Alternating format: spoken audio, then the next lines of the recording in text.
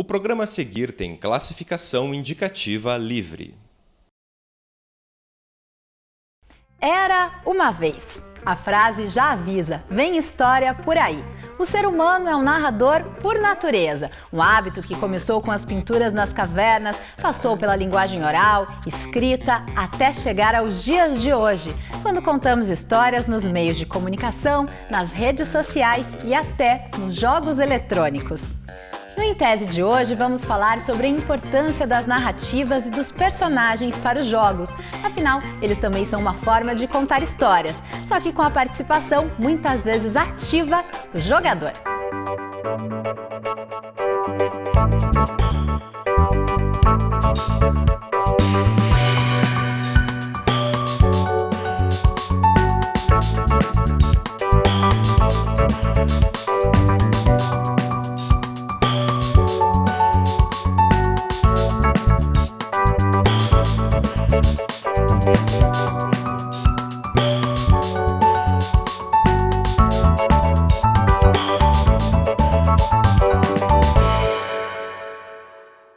Anderson Vermond de Amilco estudou no mestrado em informática os personagens de jogos eletrônicos e de que forma a construção deles afeta a percepção do jogador. O Rafael Pereira do Biela, que está fazendo doutorado em design na UFPR e é coordenador do curso de tecnologia em jogos digitais do Centro Tecnológico Positivo, também participa da conversa.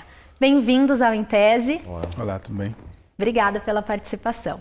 Anderson, eu vou começar te perguntando sobre uma frase que está lá na sua dissertação, de um autor norte-americano, Gottschall, que diz o seguinte: enquanto espécie, somos viciados em histórias, até mesmo quando o corpo vai dormir, a mente continua acordada contando histórias para si mesma. É importante que o desenvolvedor de jogos eletrônicos tenha em mente essa importância justamente que a narrativa tem para o ser humano, para que ele possa trabalhar melhor e criar produtos melhores? Sim, é bastante importante e assim, claro, vai depender do jogo. A gente vai ter alguns jogos que o desenvolvedor vai conseguir desenvolver só um puzzle, só uma coisinha que não vai ser tão embasado em história, mas cada vez mais e vários jogos a gente vai ter um embasamento maior na história a ser contada, na narrativa. Especialmente quando a gente fala desse tipo de jogo, a gente tem que levar em conta, enquanto desenvolvedor, a importância que a narrativa tem para o ser humano, porque isso tem tudo a ver com a nossa capacidade de se identificar com outras pessoas, de criar empatia com os personagens e com a história criada, essa parte de imersão dentro da história criada.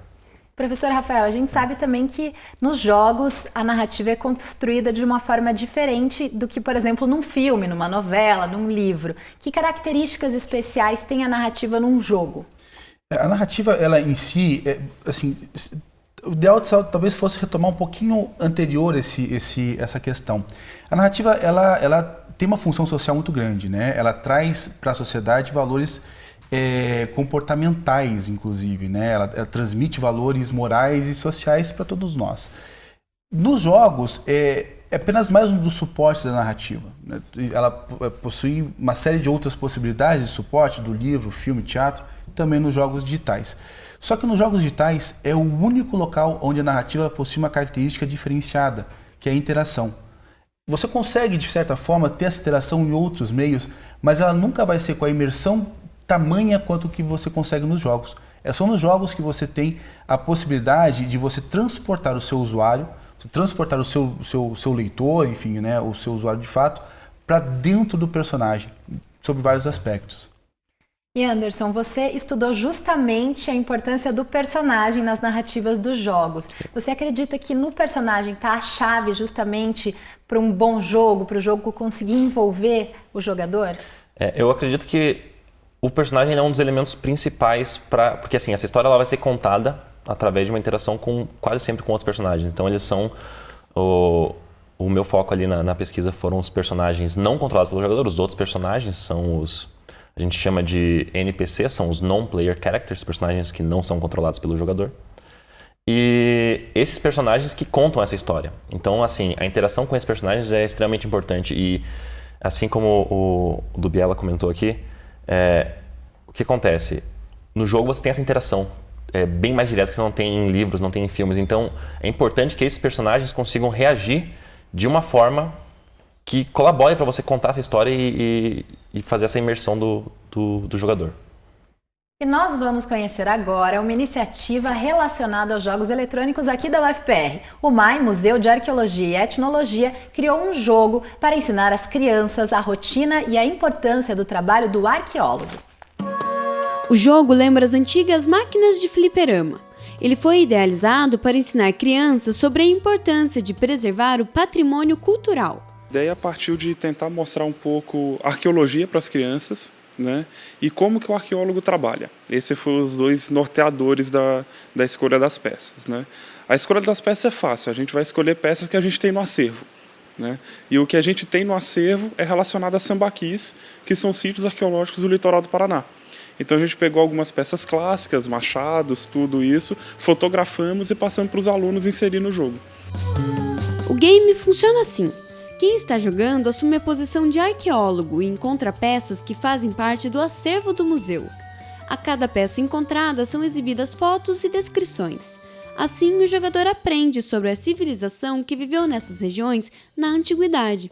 E a gente já tinha isso já de maneira analógica, não digital, nas caixinhas didáticas do MAI. A gente já oferecia alguns jogos, como o caso do jogo da onça.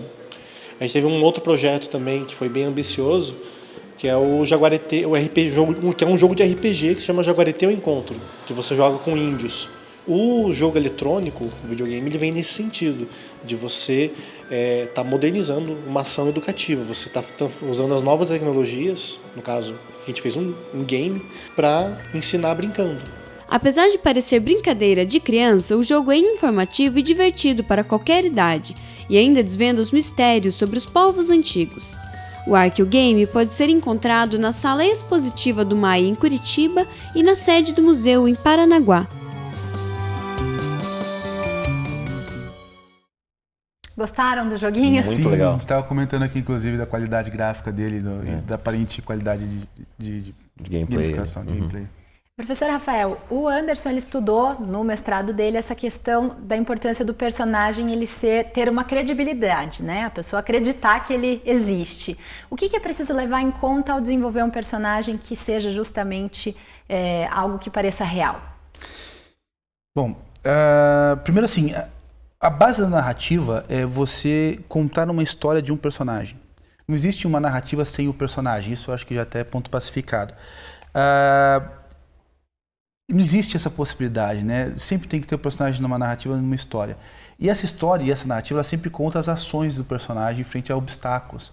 Então, esse ciclo, ele sempre acontece, né? Então, o grande diferencial está na montagem dessa estrutura. De você conseguir com que os obstáculos, eles sejam ligados com as ações do personagem. A identificação do usuário, do jogador com o personagem, ele se faz na simplicidade com que você monta a estrutura de modelos mentais do personagem, de modelos de ação do personagem e assim por diante. Porque é nessa simplicidade que o usuário vai preencher essas lacunas com as suas características. Tem casos que não necessariamente são dos jogos que você identifica isso. Por exemplo, naquela literatura do Tintin, o HQ, eu esqueci o nome do autor, mas o HQ francesa, onde você percebe que todo o quadro da narrativa, né, da HQ, era super bem detalhado. E o rosto do personagem ele é feito com 2 pontinhos e um risquinho da boca para dar expressão. Por que o autor faz isso? Para que o leitor que está vendo o personagem ele coloque naquele espaço o seu rosto. Então, os jogos também o compõem dessa forma. Por isso que às vezes até as pessoas criticam por que os personagens de jogos são tão simples. Na grande maioria das vezes é pensando dessa maneira, é pensando para que o usuário, o personagem, o jogador, ele preencha essas lacunas com as suas características.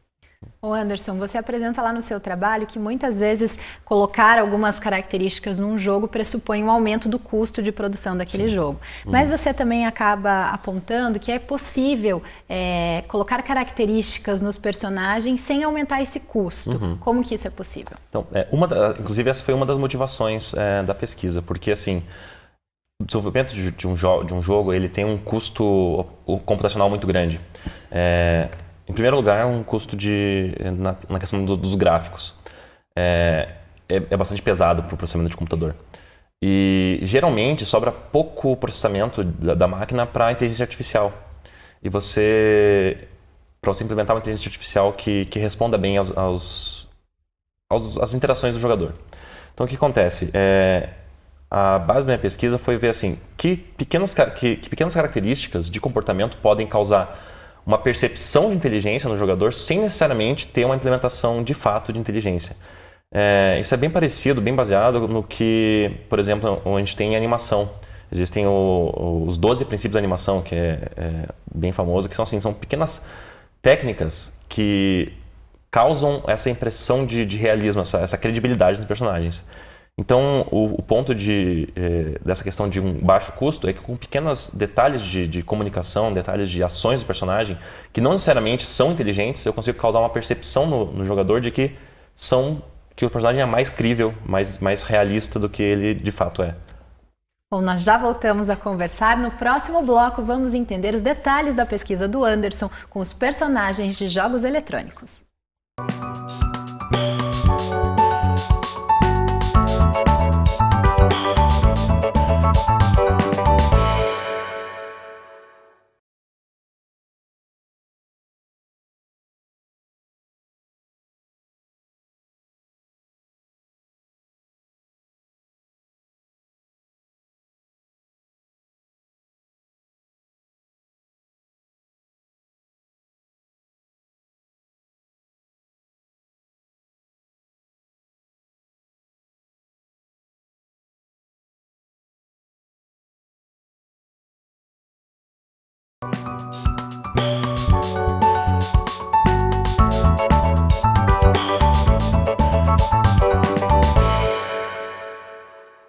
O personagem principal do jogo é um ladrão que deve roubar 4 itens do castelo. A meta é dificultada pela presença de 6 guardas. Existem os guardas azuis e os vermelhos. Cada grupo age de forma diferente. Eles não sabem que o simpático personagem é um ladrão que reage violentamente para defender os bens.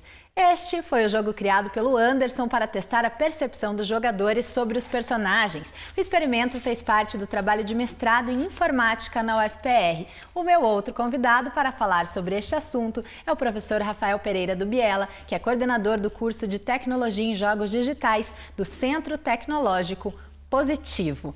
Bom, Anderson, agora eu quero que você me explique como que funcionou desenvolver esse jogo e testar esse jogo com um grupo de pessoas. Então, assim, o que acontece?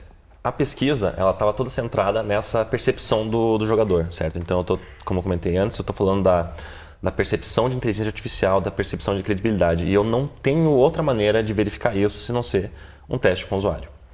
Então, a gente quis desenvolver um jogo porque essa experiência tinha que ser percebida como um jogo. O usuário tinha que encarar aquilo como um jogo, então a gente resolveu desenvolver um jogo bem simples, até para evitar, porque assim, na hora que a gente fala da percepção do usuário, muitas coisas influenciam. A questão de gráfico, experiência com jogos passados, o estado de espírito do jogador. Trilha.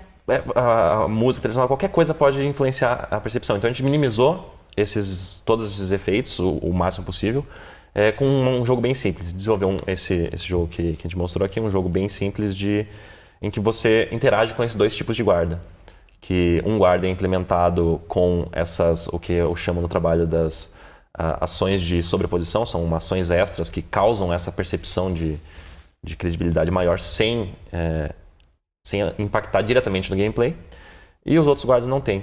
Então, a gente desenvolveu esse jogo e levou para 2 grupos de estudantes para avaliar esse jogo, e eles jogaram durante uns 15 minutos, e depois responderam um questionário dizendo o que eles perceberam de diferente entre os 2 tipos de guarda.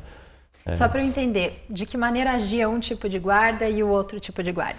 Mecanicamente, eles eram iguais. Os 2 guardas perseguiam o jogador, se vissem ele roubando alguma coisa, eles, se encontrassem um item fora do lugar, pegavam, devolviam para o seu lugar.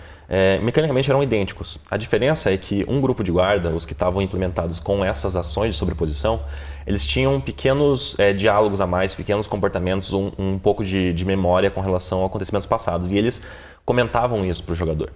Então, se eles viam você roubando pela segunda vez, eles falavam, novamente, você aqui, você de novo. Eles andando sozinhos, eles reclamavam que estavam cansados. Eles tinham essas pequenas características de personalidade que não mudavam em nada no gameplay. Mas a percepção dos jogadores foi interessante, porque alguns perceberam um guarda como sendo mais difícil que o outro, mais rápido que o outro, mais forte, várias coisas assim. Foi bem interessante nesse ponto de vista de percepção do jogador. Professor Rafael, esse tipo de ação, de testar um jogo com um grupo de usuários, é normal também na vida real, na hora de desenvolver um jogo comercial? Curiosa essa pergunta, Aline. A gente estava discutindo isso exatamente ontem dentro do nosso time lá na outra instituição, no Positivo. Hoje em dia, os projetos eles já não são mais como anteriormente, né? Antigamente você tinha as situações onde a equipe desenvolvedora ela fazia um projeto, entregava um briefing, né?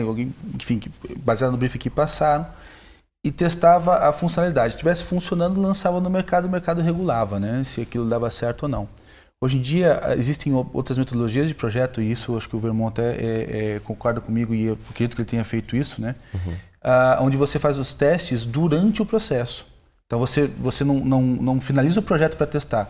Você faz testes intermediários e vai se adequando à realidade do seu usuário, do que ele precisa.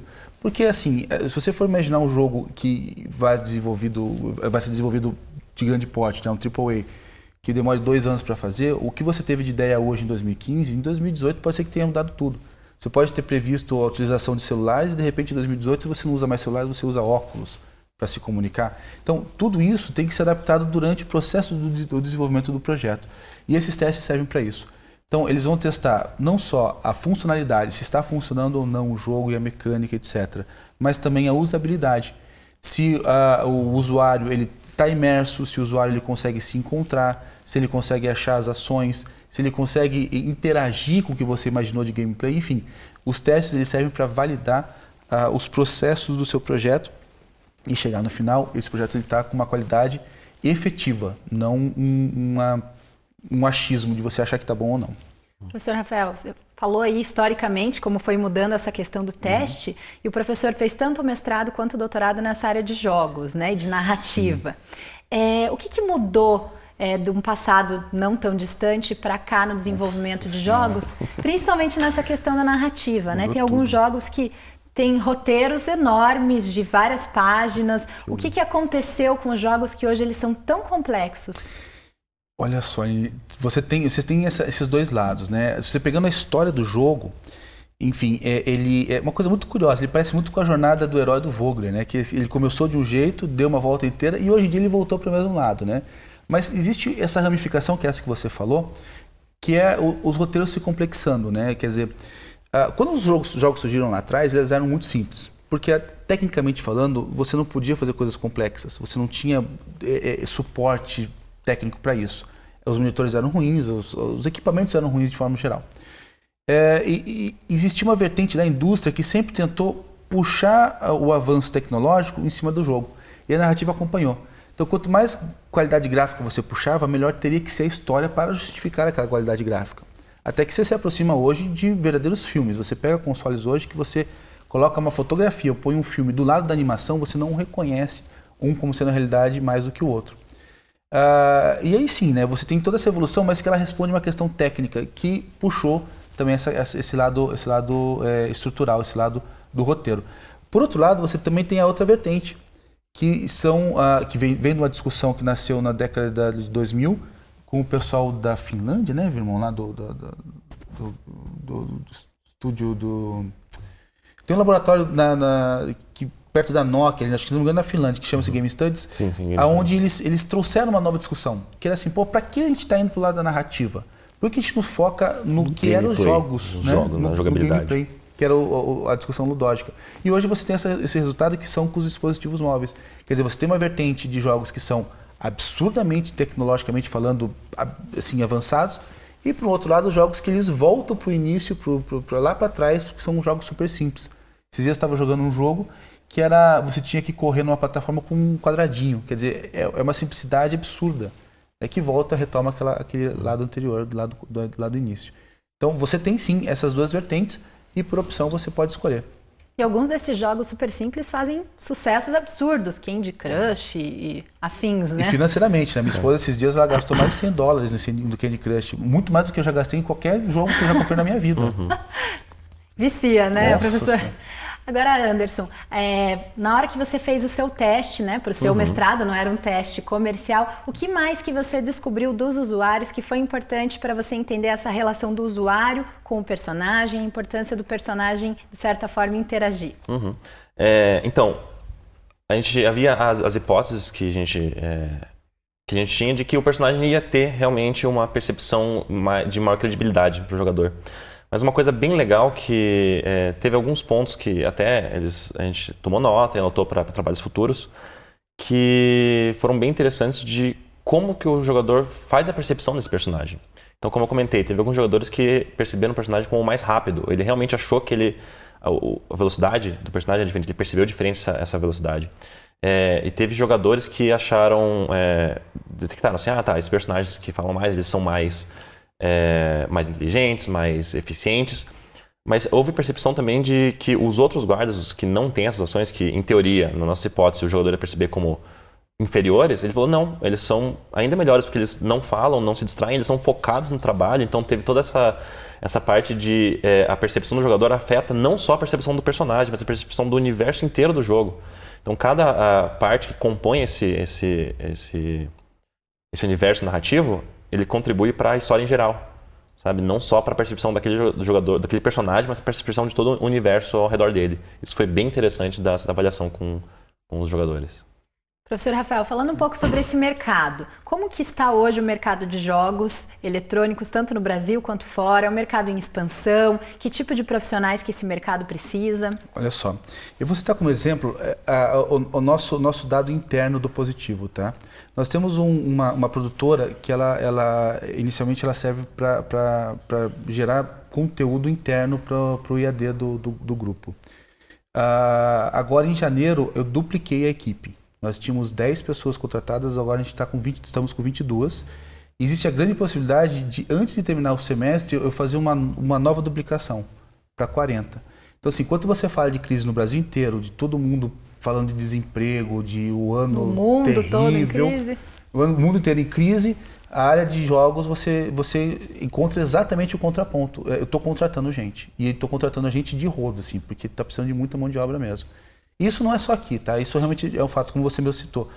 Historicamente, toda vez que você tem uma crise mundial ou regional, enfim, independente de qual seja, você identifica no mercado de jogos números contrários, sempre. Por que será, professor? Uma fuga? Eu acredito que seja mais ou menos nessa linha, porque, como o irmão falou, é difícil você entender, porque é um projeto caro, não é barato, não é rápido que você faz. Né? Então, exige mão de obra especializada, você exige conceitos delicados, você não é qualquer um que tem acesso, e mesmo assim é um mercado super pujante, assim, ele sempre está puxando outras áreas para acompanhá-lo.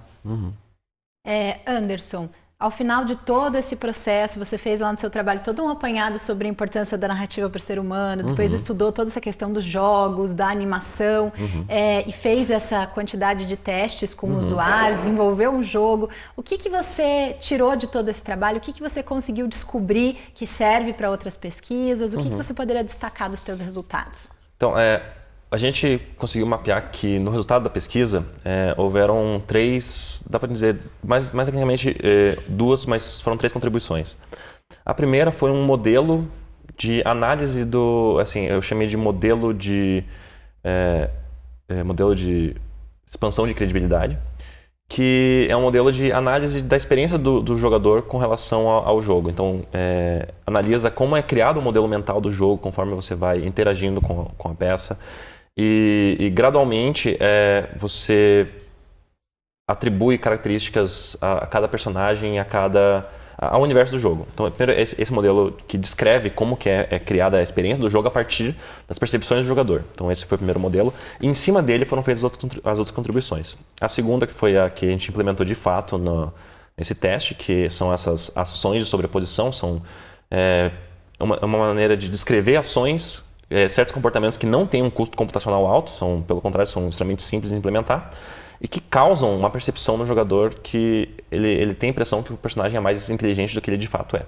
E por fim, isso tudo foi compilado numa ferramenta que ela é baseada na ferramenta de lentes, tem o Jess Shell, ele tem o livro Arte do Game Design, e ele tem todo o livro formado no sistema de lentes. As lentes são uma série de questionamentos que guiam o desenvolvimento de um jogo, o desenvolvimento de um personagem sobre um certo aspecto.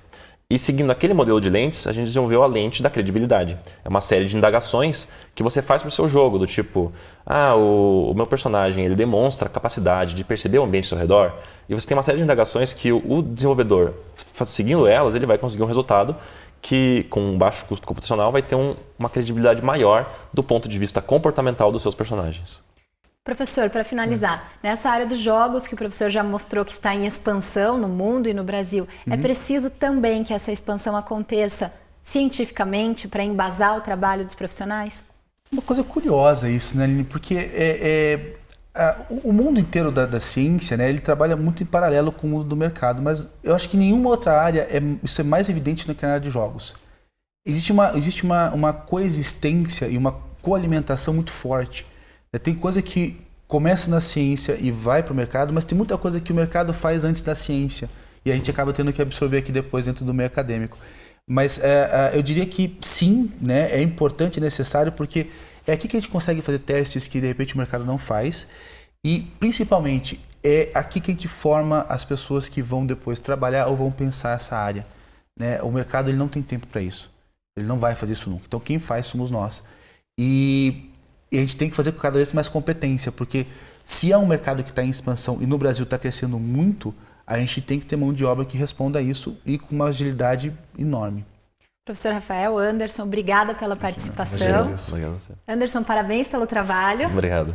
Obrigada.